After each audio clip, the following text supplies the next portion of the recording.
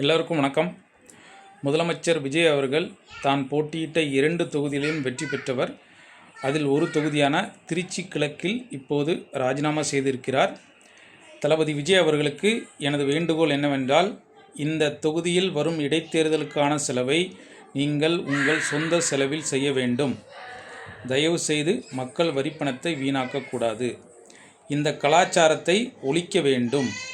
மக்களின் வரிப்பணம் வீணாகுவதை தடுக்க வேண்டும். இதுபோன்ற நடவடிக்கைகளில் ஈடுபடுபவர்களை தடை செய்ய வேண்டும்.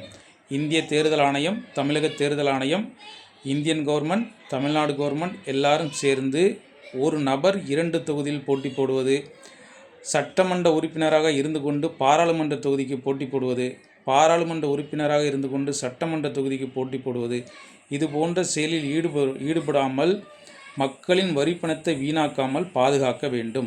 நீங்கள் இப்போது உங்கள் சொந்த செலவில் இந்த இடைத்தேர்தலை நடத்தினால் இது எல்லோருக்கும் ஒரு பாடமாக இருக்கும். எதிர்வரும் காலங்களில் இதுபோன்ற செயல்களில் ஈடுபட்டால் அவர்கள் தங்கள் சொந்த செலவில் செய்வதற்கு இது ஒரு எடுத்துக்காட்டாக அமையும்.